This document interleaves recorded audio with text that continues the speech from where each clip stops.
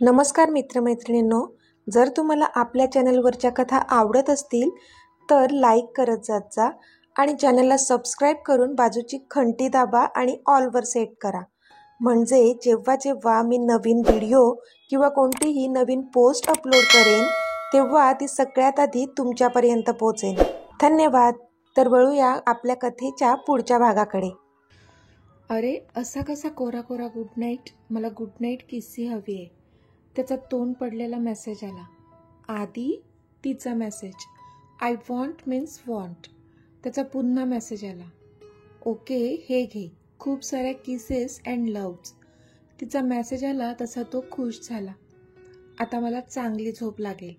Good night dear, love you. त्याने पण message केला आणि फोन बाजूला ठेवून तो झोपू लागला. आता पुढे. रियांश, साधा एक कॉल करता येत नाही का तुला? एरवी तर छोट्या छोट्या गोष्टींसाठी कॉल करत असतोस आणि आत्ता आंटी हॉस्पिटलाइज होत्या आणि तू हे मला आत्ता सांगतोस? आधी स्टेअरकेसवरून उतरत फोनवर बोलत होता. अरे सॉरी यार, म्हणजे मला वाटलं तू बिझी असशील आणि मी आणि डॅड होतो इथे म्हणून कॉल नाही केला. रियांश बोलला. ते काही नाही, मी येतो तिथे. कोणत्या हॉस्पिटलमध्ये ॲडमिट आहेत आंटी? आधीने विचारलं. नाही, आता घरी आहे मॉम. काल संध्याकाळीच डिस्चार्ज दिला. आता बरी आहे ती, रियांश बोलला. ओके, तू कुठे आहेस? मी येतो घरी, नंतर ऑफिसला जाईन. आधी बोलला. मी घरीच आहे आणि ती बरी आहे आता. आधी तू जा ऑफिसला आणि निवांत ये संध्याकाळी, रियांश बोलला. ते तू मला नको सांगूस, ओके? मी येतोय घरी, तू थांब तिथेच, आधी बोलला. तशी रियांशने हसून नकारार्थी मान हलवली. ओके तू ये, मी आहे. सी यू, बाय, तो बोलला आणि फोन ठेवून दिला त्याने. आधी आता नाश्ता करायला डायनिंग टेबलवर बसला होता. युविकाने नजरेनेच त्याला विचारलं काय झालं म्हणून, पण त्याने डोळ्यांनीच तिला समजावलं की नंतर सांगतो आणि त्याचा नाश्ता करू लागला. तो आजी त्यांची नजरानजर होताना बघत होत्या. त्यांनी घसा खाकरला. तसं दोघेही आजीकडे पाहू लागले. आजी डोळे मोठे करून मिश्किल अंदाजात त्यांना पाहत होती. तशी युविकाने लाजून मान खाली घातली, पण आधीने मात्र हसून नकारार्थी मान हलवली. त्याला माहीत होतं त्याची आजी किती नौटंकी आहे ते. युविका, यशराज भाऊजी बोलत होते की तू आणि आधी पुण्याला जाणार आहेत. मेहतांच्या मुलाचं लग्न आहे ते अटेंड करण्यासाठी. आकांक्षा बोलल्या तसा युविकाचा हातात घेतलेला घास तसाच हातात राहिला आणि ती घाबरून आकांक्षाकडे पाहू लागली. आधीचे हात पण चालायचे थांबले. हो आत्तू, म्हणजे यश अंकलनी सांगितलंय तसं, ती कशीबशी बोलली. त्या दोघांना पण आता टेन्शन आलं होतं की आकांक्षा तिला त्याच्यासोबत 2 दिवसांसाठी जाऊ देईल की नाही ह्याचं. एकतर आधीच खूपच एक्सायटेड होते दोघेही आणि आता जर आकांक्षांनी मध्येच खोडा घातला तर मात्र दोघांचं मन तुटणार होतं. हो अगं, मला माहीत आहे. मी ह्यासाठी विचारत होते की तू त्या वेडिंगमध्ये कोणता ड्रेस घालणार आहेस, आकांक्षांनी विचारलं. तसा तिचा आणि आधी दोघांचाही जीव भांड्यात पडला. अजून असं काही ठरवलं नाही आत्तू, पण आहेत माझ्याजवळ काही ड्रेसेस, त्यातलाच एखादा घालेन मी, युविका बोलली. युवी, मी काय म्हणते, तू ड्रेस नको घालू, एखादी छान साडी नेस, तुझं इम्प्रेशन चांगलं पडेल, आकांक्षा बोलल्या. तशी ती त्यांच्याकडे पाहतच राहिली. आधीच्या भुवया मात्र उंचावल्या तिच्याकडे पाहून. पण आत्तू, मला साडी झेपणार आहे का?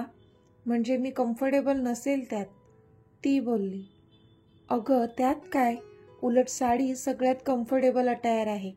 तू सिंपल पण अट्रॅक्टिव्ह साडी नेस, छान दिसेल तुला, आकांक्षा बोलल्या. तसं तिने एकदा आधीकडे पाहिलं तर तो केविलवाण्या चेहऱ्याने तिला सांगत होता की प्लीज साडी नेस. तशी तिने नाही मध्ये मान हलवली आणि इथे आदित्य बाबूने तोंड पाडलं. अगं मान काय डोलावते तशी, आकांक्षा बोलल्या. तशी ती भानावर आली. नाही, म्हणजे माझ्याजवळ साडी नाहीये ना म्हणून, ती कशीबशी बोलली. माझं झालंय, मी निघतो, आधी चिडूनच उठला आणि जाऊ लागला. अरे थांब, हिला घेऊन जा, आजी मात्र त्याचा पिच्छा सोडत नव्हती. जा युविका, थांबलाय तो, आजी बोलल्या. आत्तू संध्याकाळी बोलूया का, मी जाते आता, युविका बोलली. ओके ओके जा. आकांक्षा बोलल्या तशी ती पळतच त्याच्या गाडीकडे गेली. त्याने रागातच गाडी स्टार्ट केली. तिने एकदा त्याच्याकडे पाहिलं तर त्याचा चेहरा पडला होता. थोडा वेळ कोणीच बोललं नाही. आता काय झालं तुला चेहरा पाडून बसायला? बोल ना काहीतरी, ती बोलली. पण तो नाही की चू नाही, सरळ समोर बघत गाडी चालवत होता. तशी ती अजूनच चिडली. आधी तुझ्याशी बोलते मी, ती चिडून बोलली. मला नाही बोलायचंय, तो बोलला. अरे का? ती बोलली. का म्हणजे? तुला अजून किती मस्का लावायचा? छोटी आई सांगते की साडी नेस, तर का नाही नेसत आहेस साडी? तो बोलला. अच्छा, म्हणून फुगा फुगलाय तुझा, ती बोलली. तसं त्याने रागात तिच्याकडे पाहिलं. हा किलर लुक देऊ नकोस ना, खूप जास्त हॉट दिसतोयस, ती त्याचा मूड चांगला करत होती. पण तिच्या ह्या बोलण्यावर मात्र त्याच्या चेहऱ्यावर हलकी स्माईल आली. मग काय विचार आहे तुझा? त्याने मिश्किलपणे विचारलं. विचार तर खूप काही येतात मनात, म्हणजे शब्दात नाही सांगू शकत. पण काय करणार, अजून तरी ते मनातले विचार प्रत्यक्षात उतरवण्यासाठी वेळ आहे. जोपर्यंत आपलं लग्न नाही होत तोपर्यंत संयम ठेवावा लागेल मला माझ्या मनावर, ती तोंड बारीक करत बोलली. त्यावर तो मात्र खळखळून हसला. तसं तिच्या चेहऱ्यावर पण स्माईल आली. आत्ता कसा छान दिसतो माझा सडू हसताना, ती हसून बोलली. अरे वा, आता तर म्हणत होतीस की चिडतो तेव्हा हॉट दिसतो, आता हसताना छान दिसतो का? पलटू कुठली? तो बोलला. तशी हसली ती. तू कसाही मला छानच वाटतो आधी, अगदी रागात सुद्धा. लव्ह यू, ती त्याचे गाल ओढत म्हणाली. I love you too sweetie. पण तुला असं नाही वाटत का की आपला विषय भरकटलाय? तो बोलला. तशी ती प्रश्नार्थक त्याच्याकडे पाहू लागली. कोणता विषय? तिने विचारलं. युवी, साडीचा विषय, तो बोलला. ओ ते ना, तुला बघायचं आहे ना मला साडीत? मग नक्की नेसेन मी साडी, फक्त तुझ्यासाठी, प्रॉमिस, ती हसून बोलली. तशी त्याच्या ओठांवर एक मोठी स्माईल आली. थँक्स डिअर, तो बोलला. यू आर नॉट वेलकम, ती बोलली. तसा तो गालात हसला. बाय द वे, सकाळी फोनवर कोणाशी बोलत होता? तिने विचारलं. रियांश होता, त्याच्या मॉमना ॲडमिट केलेलं, आधी बोलला. ओ, आता कशा आहेत त्या? युवीने विचारलं. आता बरे आहेत, डिस्चार्ज मिळाला आहे. मी तुला आधी ऑफिसमध्ये सोडतो आणि मग त्याच्या घरी जातो, तो बोलला. मी पण येऊ का त्यांना भेटायला? युवीने विचारलं. हरकत तर नाही, पण आपण सोबत गेल्याने प्रॉब्लेम होईल, म्हणून नको येऊ तू. वाटल्यास एकदा रियांशला कॉल कर, तो बोलला. ओके, ती बोलली. आधीने तिला ऑफिसमध्ये सोडलं आणि तो रियांशच्या घरी गेला. आधी रियांशच्या घरी पोहोचला होता आणि त्याच्या मॉमना भेटून त्याने त्यांची चौकशी केली. मग रियांश आणि आधी दोघेही गप्पा मारत बसले होते. आधीने आंटीबद्दल विचारपूस केली. त्यानंतर रियांशने त्याला परी आणि त्याच्याबद्दल सगळं सांगितलं, म्हणजे कसा त्याने परीला प्रपोज केला आणि त्यानंतर तिला तिच्या भावना कळल्या आणि मग तिने त्याला होकार दिला. पण अजून त्याची आयडेंटिटी मात्र त्याने तिला सांगितली नव्हती, ज्याची भयंकर भीती रियांशला होती. रियांश, तू लवकरात लवकर तिला सत्य सांगून टाक, जास्त उशीर होण्याआधीच प्लीज, नाहीतर सगळं आपल्या हाताबाहेर जाईल, आधी त्याला समजावत होता. हो अरे, मला सांगायचं आहे, पण चान्सच नाही मिळत, तो खाली मान घालून बोलला. बरं ठीक आहे, जास्त टेन्शन नको घेऊ, आता होईल सगळं नीट, ओके, आधी त्याला समजावत बोलला. रियांश बोलला. तू आज ऑफिसला जाणार आहेस का? आधीने विचारलं. नाही, उद्यापासून जाईन, सध्या मॉमकडे थांबण्याची गरज आहे, तो बोलला.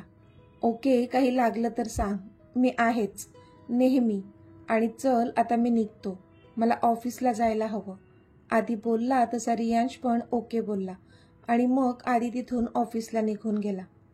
आता संध्याकाळ झाली होती. तोच रियांशचा फोन वाजला आणि त्यावरचं नाव बघूनच त्याच्या चेहऱ्यावर स्माईल आली. हे हाय परी, रियांश बोलला. हाय ऋषी, आंटी कशा आहेत आता? परीने विचारलं. आता बरी आहे ती, खूप रिकवर झाली आहे, रियांश बोलला. नेमकं काय झालं होतं आंटीना? परीने विचारलं. अगं काही नाही, ती स्ट्रेस खूप जास्त घेत असते म्हणून तिला असं होतं, तो बोलला. पण कसलं स्ट्रेस घेतात आंटी? तिने विचारलं. सध्या तरी माझ्या लग्नाचं स्ट्रेस घेतलंय तिने, तो हसून बोलला. तशी लाजली ती. परी, आर यू ब्लशिंग? त्याने विचारलं तरी ती शांतच होती. त्यावरूनच त्याला कळलं की ती नक्कीच लाजते. एनिवेज, बरं झालं तू आज हॉस्पिटलमध्ये तिला भेटायला आलीस. आता तिचा स्ट्रेस कायमचा जाईल असं वाटतंय, तो हसून बोलला. ऋषी, ती लाजून बोलली. अगं खरंच, आपलं लग्न झाल्यावर तिला कसलं टेन्शन असणार आहे? कसली कमी आहे तिला? सगळं तर आहे, फक्त एक सून हवी आहे. ती पण आता मिळाली आहे. फक्त लग्न व्हायचं तेवढं बाकी आहे आपलं, तो बोलला. पण ती मात्र त्याच्या बोलण्याचा विचार करू लागली. कसली कमी आहे तिला? सगळं तर आहे, असं बोलला होता तो, ज्याच्यावर तिला विचार करावा लागला. ऋषी, पण तुझ्या जॉबचं टेन्शन नाही आहे का आंटीना? तिने विचारलं. तसा तो वास्तवात आला आणि त्याला स्वतःची चूक कळली. हां, म्हणजे ते पण आहेच, पण त्याला पुढे काही बोलायला सुचतच नव्हतं. पण तीच बोलली. मॉमना सांग, तुझ्या जॉबचं टेन्शन नको घेऊस. मला काहीच प्रॉब्लेम नाही आहे तुझ्या आत्ताच्या जॉबचा. पुढे जाऊन नक्कीच तुला चांगला जॉब मिळेल, मला विश्वास आहे तुझ्यावर, ती बोलली. तसं त्याला भरूनच आलं, कारण तिचा किती विश्वास होता त्याच्यावर. एक कार ड्रायव्हरसोबत लग्न करायला रेडी झाली होती ती, म्हणजे नक्कीच तिने त्याच्यावर खरं प्रेम केलं होतं. आणि अजून त्याने स्वतःची आयडेंटिटी तिला सांगितली नव्हती म्हणून त्याला गिल्ट येत होतं. परी, आज आपण भेटूया का? मला काहीतरी महत्त्वाचं सांगायचं आहे तुला, तो बोलला. ॲक्च्युली मीच तुला सांगणार होते की आज भेट म्हणून. मला माझ्या मैत्रिणीला तुला भेटवायचं आहे, ती बोलली. कोणती मैत्रीण? त्याने विचारलं. अरे, मी तुला बोलले होते ना, माझी मैत्रीण इथेच तिच्या आत्तूकडे राहते, माझी बेस्ट फ्रेंड आहे ती. ती खूप खुश होत बोलली. बरं ठीक आहे, ऑफिस सुटल्यानंतर आपल्या त्याच कॅफेमध्ये भेटू, ओके, तो बोलला. ओके, लवकर ये, I will wait for you, ती बोलली. तसा तो गालातच हसला.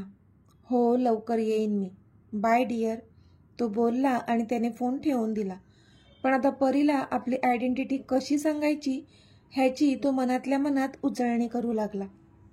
इनामदार ऑफिस सुटलं होतं आणि सगळे एम्प्लॉई निघून गेले होते. इतक्यात आदित्यच्या केबिनच्या दारावर नॉक झालं. मे आय कम इन सर?